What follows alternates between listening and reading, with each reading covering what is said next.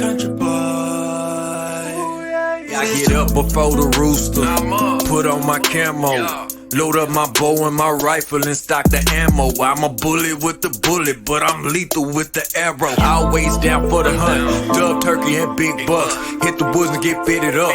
Mossy oak all across my fit, don't be surprised, we do this too. I be up before the sun with my 30-06. Hard body on, I ain't worried about the kick. Yeah, we do this too.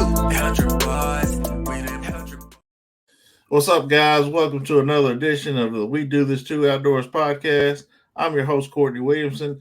I've got a super special guest today, Kissimmee, Florida's own, Mr. A.B. Chocolate Cowboy. How you doing, brother? I'm doing well, brother. It's a pleasure to be on. Thank you for having me, man. Thank you for having me. Absolutely, man. Like we were talking earlier, man, it's been a while since we're trying to get each other on. We're just getting signals getting crossed, and then just everyday life happening. But I'm finally glad I've got you on, man, because I found your Instagram page, man, and it looks like you're into a lot of things from hunting in Africa, killing lions, tigers, bears. You seem like you're it seems like you're the man. So, man, how did you well, first off, introduce yourself. So what's going on, guys? I'm Antonio Brown, or Tone Brown, or the Chocolate Cowboy. Got a couple names that ring true in the streets. And yeah, born and raised Kissimmee, Florida. Florida boy to the core. Flow grown, avid fisherman, bow hunter. All around outdoorsman, love and affinity for the outdoors, and a businessman as well. Did the whole college thing. I say I'm a sophisticated caveman. Haven't got the brains, but still do caveman things, you know. So that's who I am, Chocolate Cowboy, Antonio Brown. That's awesome, man. So how did you get introduced to the outdoors?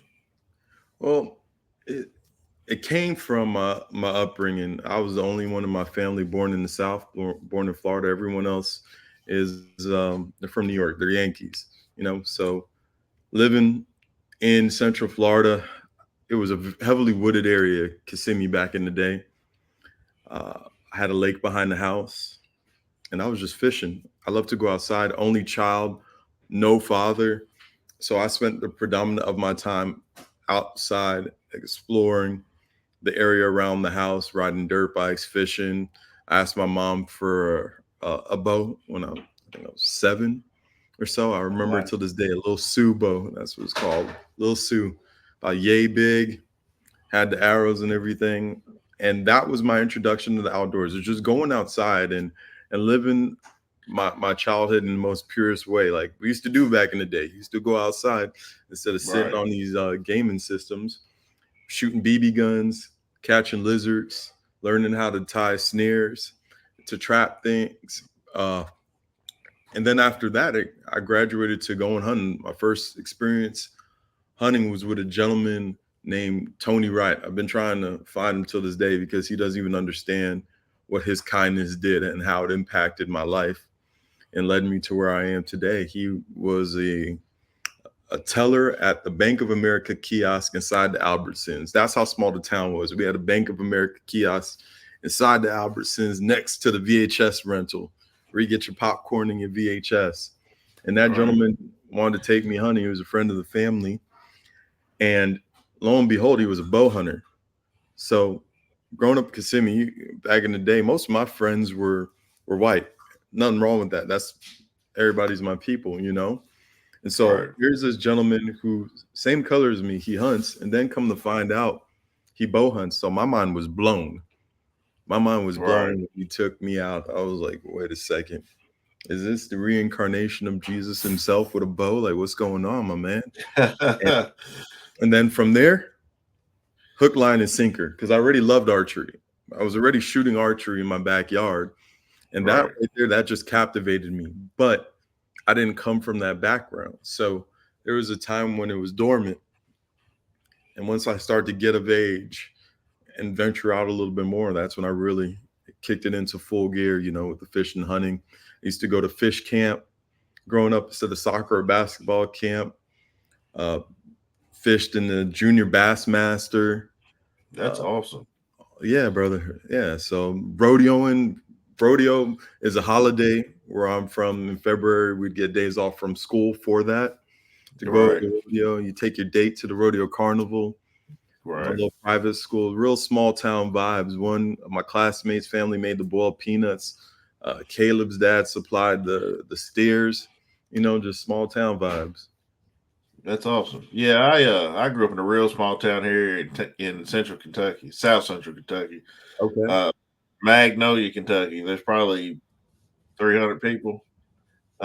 Real small town. And I got introduced from my dad.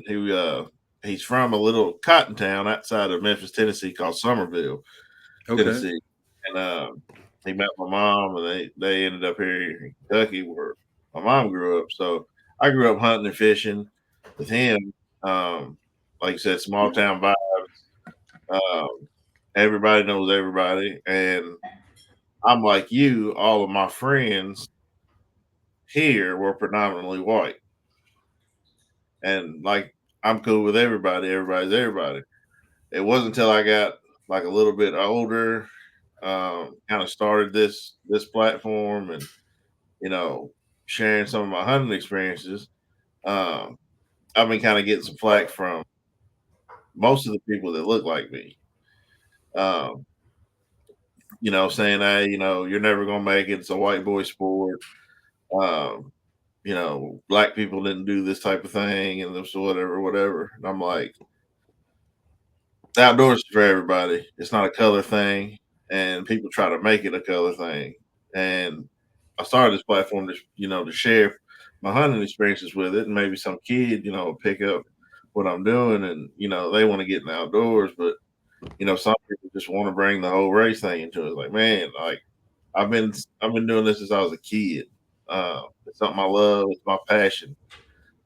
Color has nothing to do with it. Like, I just want to find somebody, a little kid that might be wanting to try this for the first time, but they're kind of scared because they don't see anybody that looks like them, and maybe they'll pick it up, man. So, yeah, we have a lot of similar vibes about that. So, yeah, I'm glad you said that, man. That's awesome. Yeah, got to do it. You just have to be authentic. That's why my company's name is Authentic Savage. Our mantra is be true to yourself, master your craft. You're the best version of you. You're the only one that can be you. So you have to live your truth every day, walk your walk, talk your talk, and just get after it. And you hit the nail on the head. That's why I created my company, Authentic Savage. So this is for that person that may have barriers to entry, because for all intents and purposes, I shouldn't be where I'm at right now. I come from a single mother. Uh, I never had anyone to give me that outdoor skill sets, but yet here I am due to the kindness of others. So it's only right that it's reciprocated, and we pay that forward. I pay that forward. So this is for that child that may not have a father at home, for that child that may be scared to engage in these things because they don't fit what other people believe is the norm. Look, so yeah, it's just about paying it forward, man. Remembering we're people at the end of the day. Because I tell you what, I done caught gators, pigs, everything. Last time I checked, it didn't look up at me and scurry off because I was a black man. The outdoors doesn't know any color. That's Right. only us. That introduces that factor into everything that we do. The outdoors knows no color. All it is are you good enough to catch whatever you're going after? Did you practice enough with your bow? Did you practice enough with your rifle? Okay, did you practice your land navigation so you know how to get back after you harvest that animal?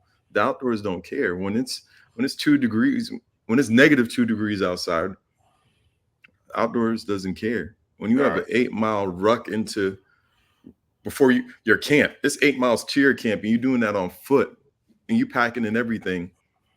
Does outdoors don't care what Right. color you are. No, it's gonna beat you Yeah. up if you ain't ready No, for it. I tell you what, it's a great leveler. It's a great leveler. It lets you know who you truly are. Yeah, for sure, absent of man. color, sex, whatever. Yeah, for sure, man. So, being an African American hunter in Florida, man, have you gotten any and have any flack from like other hunters for your color or anything like that from I mean, do I get flack from other hunters? At first, very, in all honesty, very little, very because little? when you speak to me, you see that this is authentic. This isn't a Right. gimmick, a game. I'm not doing this for social media. This is who I am. This is what I love, whether I had that or not.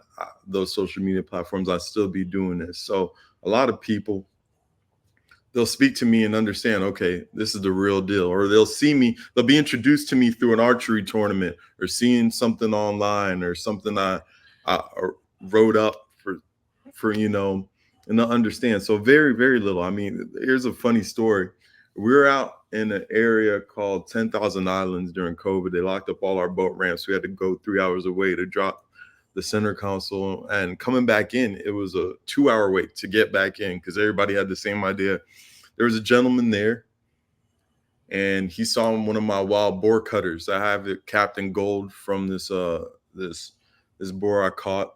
It was over 350. I forgot the exact size. So he had some good cutters, and then I capped it in gold, and I wear it as a charm on one of my chains. And he saw that, and he got to talking to me, and I told him where my old lease was at, and I was saying some landmarks and let out the name Devil's Garden and blah blah blah blah blah. And he's like, "Man, when I saw your chain, I thought you bought that. But then when I hear you talk, I know you're the real deal. And better yet, you're a real Florida cracker." And I got a chuckle out of that because it's true. There are certain people that see your skin, the color of your skin, and they have second thoughts. Does this person really do this, that, or the other? But when I do these things, I don't do them from the basis of being a black man. I look at myself as a person. I'm a person. I look in the mirror every day. I see I'm black, Right. obviously. Yeah. But the level playing field is the fact that I am a person. So that's how I go into every situation. I know I'm black, can't change that. But one thing we all are is people. So when there are situations where I could probably think in that manner, okay, that person's asking me these questions because I'm black. He doesn't think that I know about this world or these things. I didn't ride this horse. I didn't do this, that, or the other. But I don't focus on those things. To be 100% honest with you, man, I just go into to every situation and meeting new people as Antonio, Chocolate Cowboy, Tone Brown. That's it. Not Antonio the black man. I know I'm black. You know what I mean? Right. Yeah. So yeah, there's some people that say certain things, but unless a person's egregiously racist, how am I gonna know if they're being racist or not, or they're judging me because I'm black? I don't Right. know. Right. So yeah, I Yeah. just keep it 100 and just and move in the light. I call it moving in the light. For sure. That is a awesome way to look at it, man. A level playing field, man. That's awesome for sure. I've had a couple little run-ins, but Yeah. for the most part, man, like I told on another podcast, I've been duck hunting for a couple of years now, and we go to this place called Ballard County, which is up in the western Kentucky area. It's close to the Mississippi River. The flyways up there. So on the Mississippi, so we get up there, and my buddy invites me to one of his leases, and his leases is shared, with other people, and they walk in first, and then I kind of walk in. They're kind of staring at me a little bit, but when they started talking to me, like you said, they could tell like I was passionate about what I did. I was showing them pictures of stuff I'd harvested, and I shoot archery as well. I'm a competition archer. Well, I used to be. I haven't shot this year at all, just because of family and work and everything else. But once they started talking to me, it was just like, oh, he knows what he's talking about, and the whole color aspect kind of just went out the window because one of the guys actually asked me, he's like, "Hey man, I'm sorry if I asked you this question. It's like we don't see a lot of people that look like you in this part of Kentucky." I was like, "Man, it's cool. I didn't take it as he was being racist or anything. I just took it as Yeah. He's asking me a question as a person.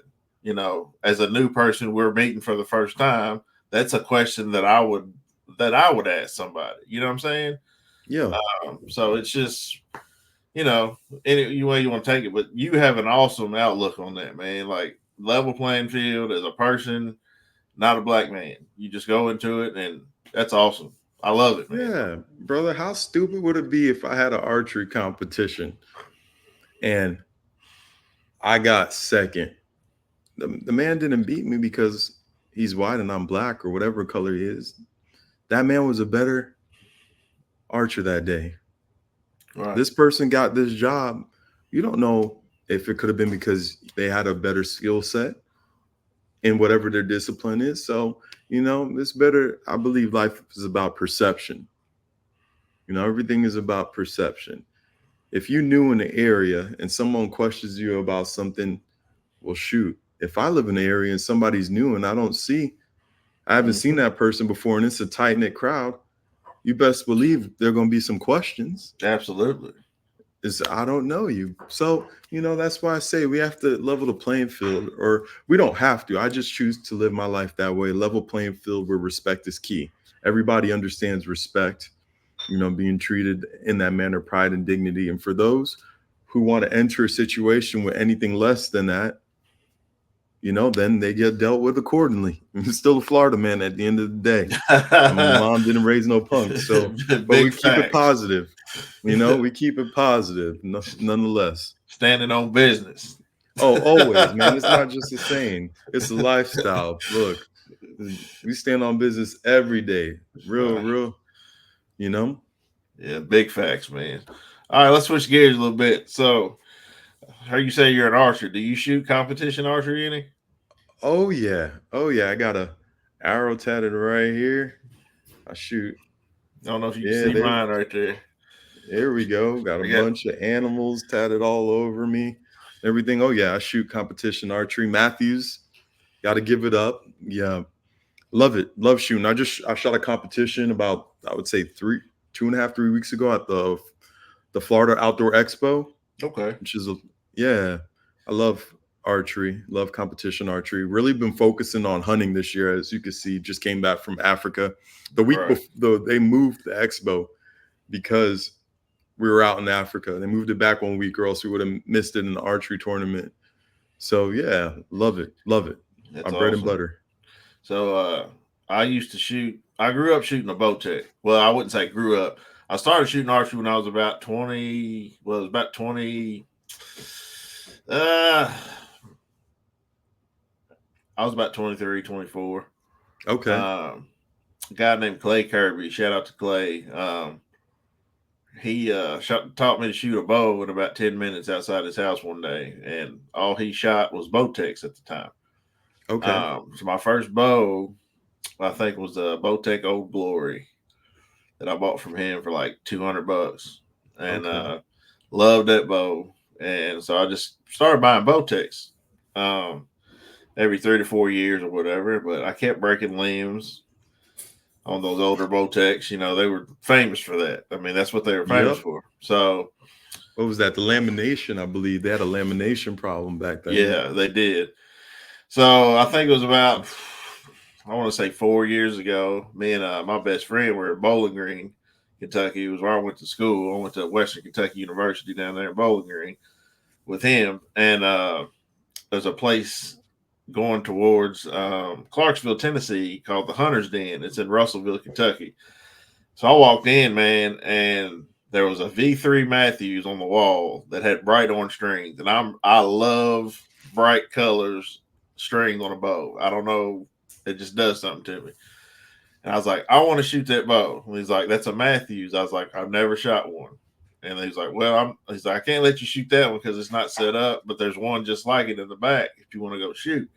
I was like, cool, no problem. So I stayed back there for probably an hour, just letting them fly. And I was like, dude, this draw cycle on this thing feels absolutely amazing. So I ended up buying that bow. Had it for like 2 years. Upgraded to the V3X. Loved it. Then I sold my V3X and got a Phase 4. Hated that bow. Don't know why. I can't, because it was almost the exact same as the V3X, but it just didn't feel right in my hands. And that little rubber piece that they added to the middle Inside the limb. of those, it kept like, I mean, it started to crack on me, and it was a brand new bow. And I was like, man, I'm probably gonna have problems with this down the road. So I sold it, went back to my V3X, and I had nothing but problems out of it with the cam systems. Kept having to replace the cams and everything on it. And so eventually I got tired of replacing everything. So I'm shooting a PSE Evo right now, and Okay. I fell in love with that bow so far. It's a 34 axle to axle. I've got a 30.5-inch draw, and the draw cycle is a lot different than the Matthews, so it took me a little bit to get kind of used to how it drew, but man, I love it. So what kind of bow do you shoot? Nice. You got a Matthews? I shoot. Oh, of course, Matthews, baby, Matthews. So I started out. Well, if we want to go back. I had what is that? A Ben Pearson. Oh, that's an which old is bow. Back in the day. I had a Ben Pearson. Yep. I got rid of that one and I went to the Chronic XT, which was made by Redhead, which is Bass Pro Cabela's. Bass Pro. I think that's when Bowtech was still making those bows. They were still making. They had the contract for Bass Pro. After that, I switched over to the I was on a college budget, so I get that. Then after that, I switched over to the Matthews Halon 32 with the 6-inch brace. Yeah, all downhill from there. Then shot that, smacked up a bunch of animals with it. Shot 3D archery tournaments with that for a while. I doubled that setup for hunting and 3D archery. Then I moved over. I got my TRX 38. Call that one Old Glory because it's red, white, and blue. Right. You know, so I shoot that one for competition. Then I went and got the V3X 29.5. I wanted to try a small axle to axle bow. Bad idea. Shot that for a year. And the elevated 2 camo, that blue camo pattern. Blue is my color. Then I switched over to the V3X 33. Yeah. That's what I took to Africa with me, and that's what I've been shooting for the past year and a half. My lift, I just got texted today. I ordered my lift back in November, so I'd have it for Africa till possibly last week or in the past couple of days. So my archery shop just texted me, yo, when you coming through to pick up your new lift? So I'm looking forward to setting that up as well. Yeah, that's so awesome. Matthews. Yeah, I'll eventually on the Matthews vibe. I'll probably go back to Matthews. They came out with that lift, and it's in they sell it in Bottomland, and I love Masa Yoke Bottomland. Like, it's one of my favorite camo patterns, if not my favorite. It's a classic. You can't go wrong with that. Yeah, I love it. Like, everything that I've got in here, besides I've got a few Sitka things, but mostly it's Bottomland stuff. But yeah, wait, you say you're a Sitka guy. Well, no, I wouldn't. No, I wouldn't say I'm a Sitka guy. I love how quick you just corrected that. Hold on, man. Like, I've got a few Sitka things just to try out, the hype. But I'm on a, halftime I'm on a budget as a husband and everything like that, and a father, Yeah. And some of those you can go down a rabbit hole Sitka real fast. Look, so I've been piecing my stuff together. Yeah, it'll ruin your life real quick. You start hitting that swipey on the right on the Sitka. Yeah. Good thing I've got a buddy that lives up the road. Me and him are about the same size. So like when he upgrades his stuff, like I usually will get him like his old like hand-me-downs. They're still in good shape, So I'm just like, I'll just do that, All right. But no, I'm not a sicky guy. I am a Mossy Yoke Bottom Land guy through and through. But but yeah, going back to the competition side of everything, when I was like this year, I haven't shot much. But my first competition bow, I had a TRX 8, which is an older version of the TRX, and then I upgraded it. It was a 40-inch axle to axle. Then I went down to a 38 TRX. I loved it, but I was like, well, I'm going to try something different. When those Bowtechs came out, and I was Yeah. like, and then I sold that, and I couldn't find a Bowtech anywhere because at the time they just came out and they were selling like hotcakes. Yeah. And my best friend ended up grabbing one, so I just shot my pretty much the whole last season. I just shot my V3X33 that I had at the time. I just changed a few things on it, went to a bigger arrow and everything like that. So, but that's awesome, man. Like it's, I mean, the archery world, I'll tell people, man, like they are some of the nicest people that you'll ever meet in your life. And we shoot the ASA circuit up here. Okay. So like we went to London last year. We went to Metropolis, Illinois. I couldn't make the down south trips to like Georgia and Fort Benning, Alabama, and all those places, but or Fort Benning, Georgia, or one of those. But all the ones around here we pretty much made, and we had a ball. So That's awesome. Yeah, same here. This year. So 2021 was my year that I'm like, you know what? I'm gonna go get after it in the circuit. And I believe that was the same year that COVID really buckled down on us. Was that 2020, 2021? I think. Yeah, 20, 2020, yeah, 2021. yeah, 21, yeah, Yeah, It that COVID got rough. yeah, it got real over here as well. So I just came out, had a couple competitions under my belt, killing it. I actually lost. I was ranked 18th in the state. Lost one of my competitions to the shooter of the year for the previous year and whatnot. And then that COVID just set me down real quick. Yeah, everything was closed around here. So just went back to the house and got after it. Luckily, I had a 100-yard range on our old place, and just hammered down in the yard, just hammered down. So double-edged sword, but really looking to get back into the swing of things with competitive archery. That's awesome. Do you shoot the ASA circuit down there? Is it ISO down there or what? It's ASA? Yep. Okay. Yeah, Gotcha. we have ASA. Yeah. That's awesome. So yeah, I think ISO, that's a northern thing, I think, isn't it? Yep. Yeah, okay. Yeah, so we have clubs affiliated that host the tournaments down here. Yeah. Everglades Archery, Fort Lauderdale Archery, Gold Coast Archery. Those are our 3 main clubs in South Florida. And then they just keep getting north of here. Gotcha. Heck yeah, man. All right, man. I got to ask you. We got to switch gears. Tell me about Africa. Bro, I knew it was bro. Look, I'm gonna take the hat off for this. Look, Africa, majestic. If there's one word I can give you, is majestic. You get there, and once you arrive there, if you fly into Joburg, which is Johannesburg, that's city. It's not rural. That's real city, urban. Okay. South Africa, correct? South Africa, yeah, because I hunted South Africa. Okay.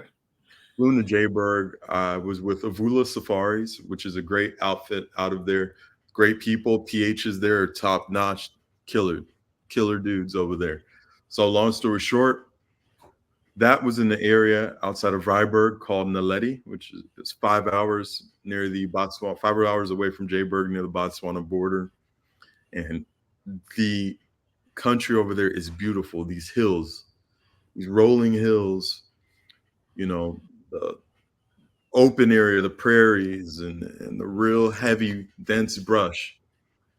It's not for the weak-hearted. If you say you bow hunt and your shot that you take, your average shot is 30 yards from a tree stand or a ground blind, you better sit yourself down somewhere. You better you might as well pay for a hunt and donate that money, because unless you're sitting in the blind all day, you're not going to get anything. And I'm not that type of dude. I'm not going to sit in the blind all day. I came to Africa. I came to Africa to get busy. So for me, I spot and stalked all of my animals. As a matter of fact, there was one that I did not, because it just kept coming in my blind. And I have a rule that if God gives you an animal and they just keep showing up, that's a gift from God. You got to do it, or else that's a slap in the face. That's a sin right there. So Right. my Gemsbuck, that was the only animal, which was the one with the tan cape, black on the neck, and the vertical horns that are huge. Yeah. So long story short, beautiful, beautiful, beautiful ecosystem. Even down to the clay. The dirt over there is clay, or it's red.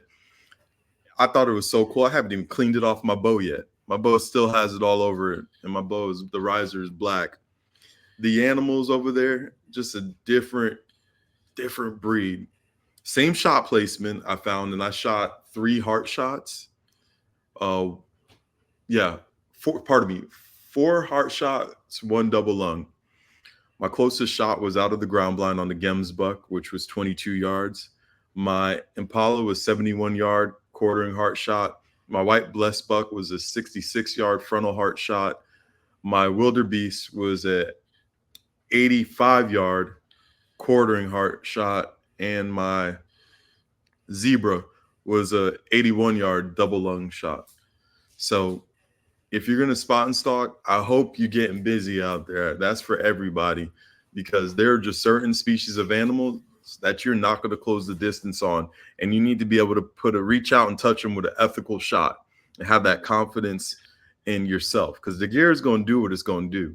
It's a matter of if you showed up or not and turned up on them. But Africa was great.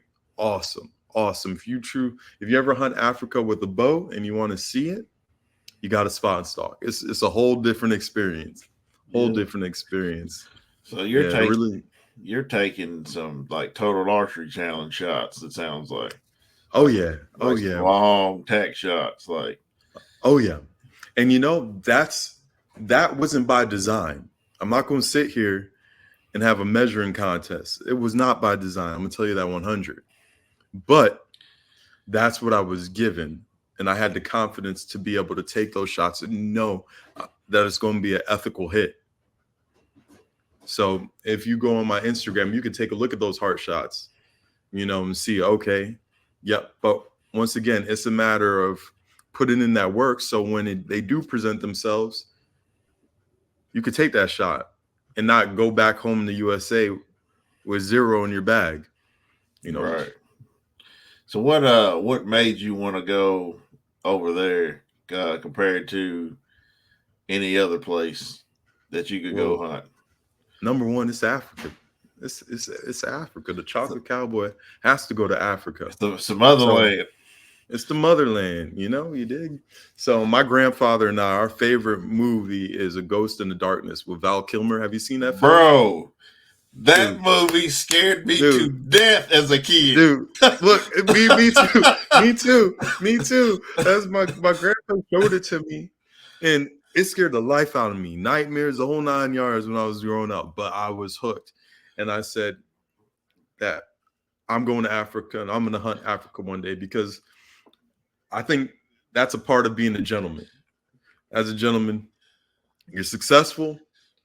You're successful in your hunting, whatever your discipline is, business, all of those things, great partner, whatnot, strong, dangerous, and Africa.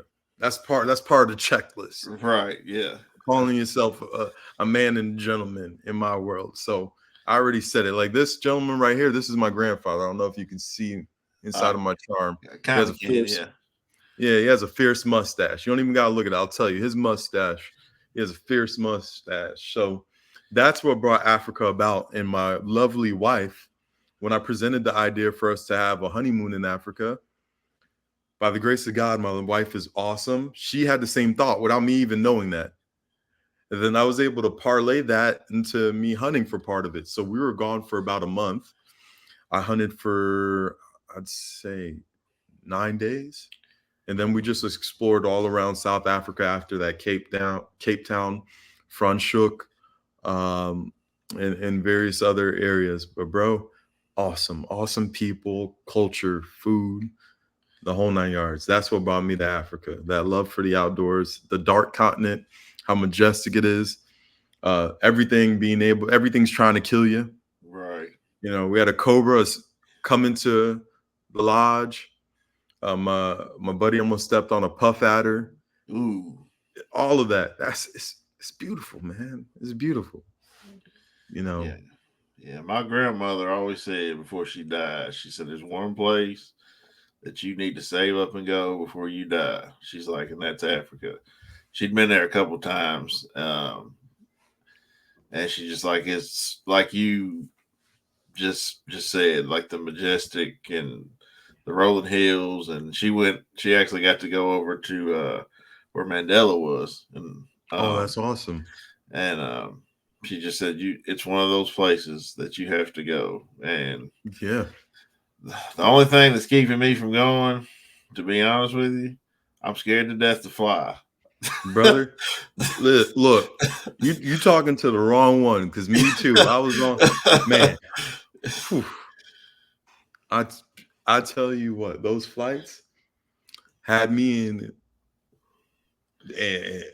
on Mars. I was like, get me off of this plane. I don't want to see a plane. I want to go back. I'm ready to go back already. Right. Like, man, I can't see a plane for a while. And while we're there, my wife is like, let's go to Japan. I'm like, wait a second. Can we calm down now? I'm just trying to get back from here in one piece. get through these plane rides. Yeah. So I'm right there with you, man. But look, I was able to do it, so I know you could do it. For sure. How long is the plane ride there? So, or you have a couple connection flights? We broke it up. We also went to Paris and Amsterdam. So on our way there, we hopped off from Miami to Paris, which was about 8 to 9 hours, and then Paris to Johannesburg, which was 10 hours. Then on the way back, we flew from Cape Town, because we were in Cape Town at that point of our trip, and that was 10 hours to Amsterdam, and then 7 hours from Amsterdam to Boston, 3 hours from Boston to South Florida. Okay. That don't seem too awful bad. No, when you break it up like that, is doable. All I know is that if I was on the plane for 15 hours, I would have been the one flying the plane, trying to land somewhere. For sure. So would you say Africa was your most memorable hunting experience so far? That's a hard one. Yeah, that, and when I was a little boy, the hunt with Tony Wright, and then there's one more hunt. I forgot what age I was, but it was with my mother's friend, and we were in the Poconos, and we're going to go hunt, and all we did was open the garage door, and there's a huge buck standing out in the yard. Right. We didn't even leave the house yet. He's just standing out in the snow to the left. I remember opening up the garage door, walk out, and he's just right there. I can't remember how close he was, but he was close. So those are my three. But Africa, we'll never forget that experience. You know, the people there, not only the hunting, and I want to emphasize that, not only the hunting, but the culture, the quality of people there, and the fact that what is depicted in mainstream media is not all of Africa, by no means. Yeah. So I would really suggest that for anyone who has an inkling to want to go, to make that happen for yourself, because it is not what you see in mainstream media. Yeah, for sure. That's what my grandmother used to say, like, what you see on TV is not at all. She's like, you got some like tribes that live like way out in the bush and whatever, but for the most part, he's like, it's nothing like that. But no, not at all. You know, you're not going to see for 5 cents a day and the kids, they're laying there with flies on their eyeballs. No, that's not the vibe. You know, you do have, like you said, you do have your tribe areas, and of course you have your low income areas, just like you do in the States. There's certain areas in Florida that I'm not going to. That's self-preservation. Same thing with all the other countries I've been to. There are areas in Colombia I'm not going to go to. areas in Africa I'm not gonna go to because I don't belong there, you know. But that's everywhere. That's everywhere. So I'd say Right. visit it, guys. Definitely visit it. For sure. To go back to the Ghost of the Darkness. So I don't remember how old I was. I think the movie had just came out, I guess, in the early or mid '90s, and that scene, um, like Val Kilmer comes out and he's got the double barrel shotgun, Yep. and that woman was like just getting dragged through the village. Yeah. Like I'm, I go to sleep at night, and we live like in the sticks. I mean, there's nothing around us but woods. And I don't know, for some reason that night I kept hearing noises and you just screechy stuff, man. And I'm just like, Dad, like that lion's outside. He's like, Bub, there's no lions in Kentucky. You know, just go in there and watch, you know, your cartoons or something, just to kind of get your mind off of that. Man, I couldn't go to sleep that whole night. That movie scared me to death. And I couldn't watch it anymore until I got older. And then I was just like, okay, I'm good now. I just kind of had to face my fear a little bit. So, Brother, look, that's awesome. that's how you know it's real. I got this thing. That's how you know it's real. Yeah, Look, that's awesome. and so I'm gonna do you one too. The same thing. So I believe it came out in '93, if I'm correct. Let me see when this thing came out. I think it was '96. Yeah, I was a little boy. I'm born in '92. I was So I born was in like 80. 4. I was born in '86. So Okay. So I remember watching it with my grandpa, and our house, there's lake behind it, woods, and it's a long one-story house. So it was long, fairly long. And the sliding glass doors open in the living room. It's evening time. It's dark. You're hearing the and back then during gator mating season, you hear the bull gators with their at night. yeah, And I remember watching it and just being scared to go to the bathroom on the other side of the house because I'm thinking that the lion isn't yeah, with us. I'll never forget that. But the same thing, man. It's such a wonderful film. It's such a wonderful film and a cool story. yeah. It really Man is. Eaters of Zabo, based Yeah, on a true story. yeah. Based on a true story. Yeah, for sure. Yeah. So how many continents have you been hunting on? You know what? I haven't hunted South America, just Africa. That's it. Just Africa. Okay. Yep, just Africa. But I do want to get an ibex out in Turkey. I don't know if I'll go for a brown bear before. I want to go for a brown bear before ibex. Okay. Yeah, but I definitely want to get out there for an ibex. Whatever else do I want to go? There are a couple animals I want to slam in the United States before I head out to any other places, but I had to get Africa done. I just had to do it. And definitely want to get back to Africa. I need me a Cape bull, a dagger boy. That's what they call them. A kudu. Yeah. Not a roan. What's his name? It has the rack and it curls back on him. A sable. A sable. Yeah. Dude, oh man, there was one day when we were driving and I'd give it a good 1,000 yards to the base of the hill. It's like a good 1,000 yards to the base of the hill. And then it went up. And at the top, we all looked at the same time. I don't know what it was. Like a voice said, look, we all looked to our right.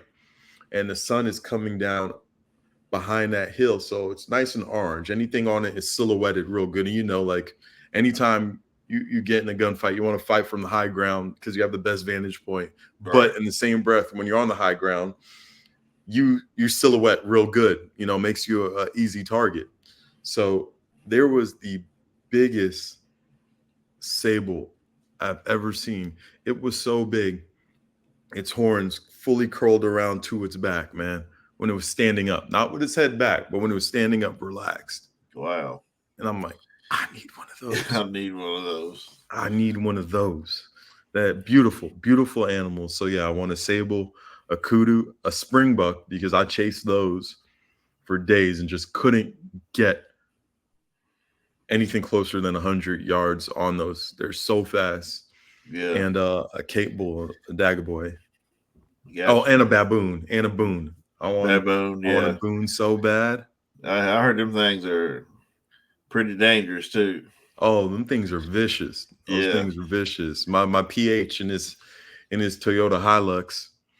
My wife was riding in there in the passenger seat with him, and one day I'm getting off of it, about to go put a stalk on some springbuck. She's like, "Look, look!"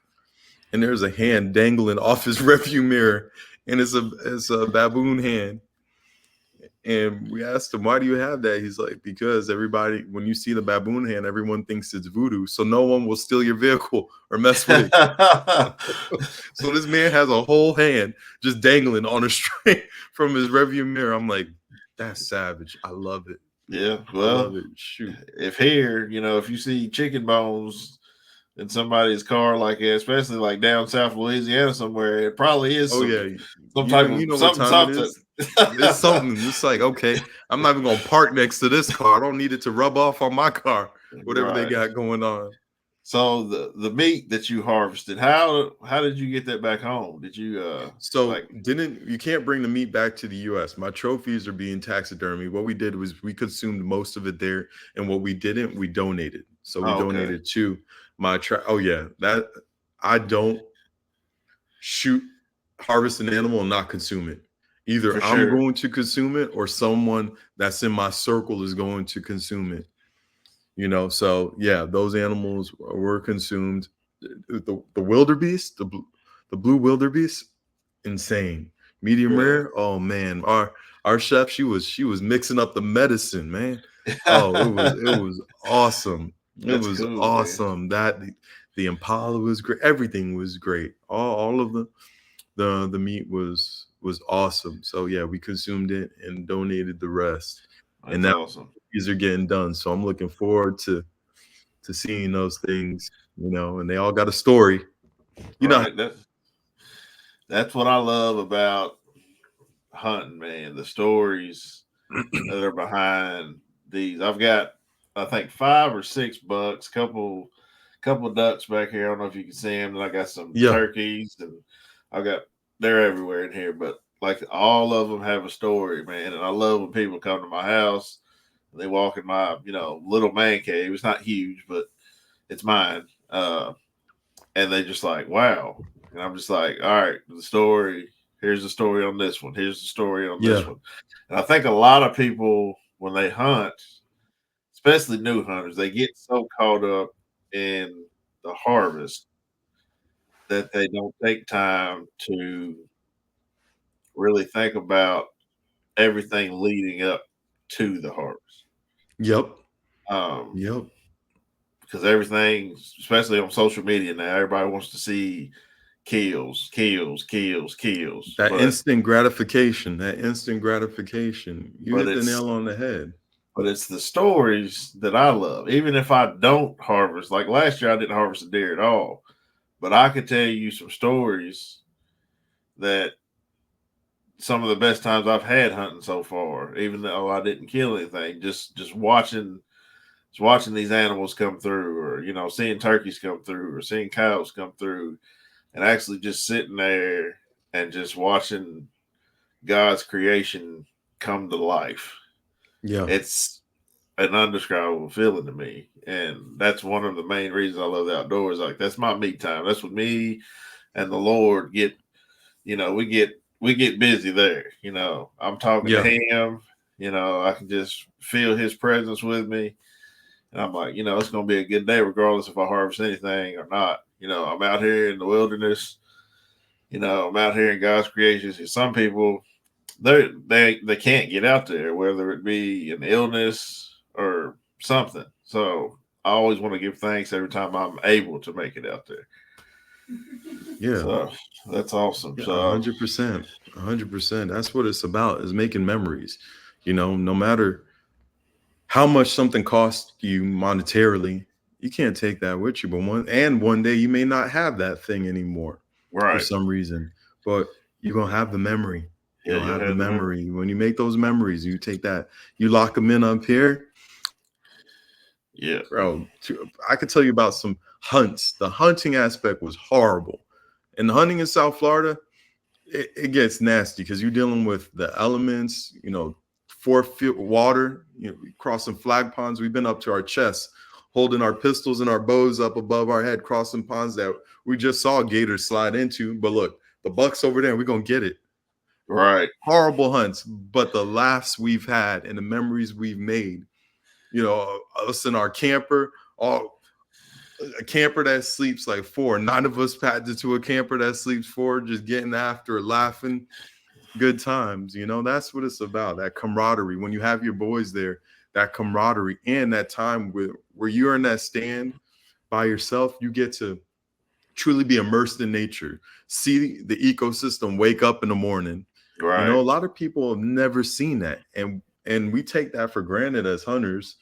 Sometimes we're ready to see our target animal come out, but that moment where it breaks and everything starts to come alive, the birds, okay, you're seeing the bugs now come out, the sun is just peeking through, that breeze that sometimes sways your tree stand, you fight and sleep because it's just rocking you perfectly, Right. and the noise the breeze makes when it comes through those trees. It's like, man, I wouldn't trade this for the world. I wouldn't trade it for the world. I get it, man. That's it's a beautiful thing, especially in the spring turkey woods, man. When you get in there and it's like everything comes alive and they're just hammering around you, man. It's Yeah. an Yeah. awesome feeling. So Oh yeah, it gets crazy. I did spring turkey out in the Allegheny in Pennsylvania, and it was just insane. You got the turkeys going on and whatnot. Good times. yeah, you're going to have to take me gator hunting, man. That's on the top of my list. My wife thinks Oh I'm man, nuts, but no it man, we used to got be you. We elk. got you. Yeah, it used to be elk was on top of my list, but the more I watch like Swamp People and Mr. Jim Caesar that's on social media, him Uh-huh. going gator hunting all the time, and I'm like, dude, I've got to go. Like so Yeah. so what are some valuable lessons that you've learned from being in the outdoors that you can share with us? Oh man. I have a term that I like to tell people on this: push and P. Patience, persistence, and perseverance. I love the outdoors. I love archery because not only do you get to become better at your skill set, it gives you, specifically archery, it gives you life lessons.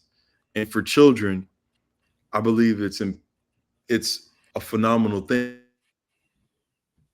because where else do you get to learn discipline in a fun manner? Most of the things that teach you discipline in life aren't fun, Right. you know, where you get to learn patience, because that's the thing with fish and hunting. Patience is key. That's pivotal. Discipline, that repeatability, being able to do the same thing over and over and over with archery. Draw that bow back, get in your anchor point, acquire your sight, your stance, your grip, all these things, that symphony of movements, the biomechanics that they come together so you can drill that shot, whether it be on an X, a heart shot, double long, whatever it is. Same thing with a rifle. Make sure that your pull on it, your inner cheek comb, your pull on that trigger. So persistence, patience, and perseverance. Those are pivotal factors in the outdoors, and directly applicable to yourself, to your success in life.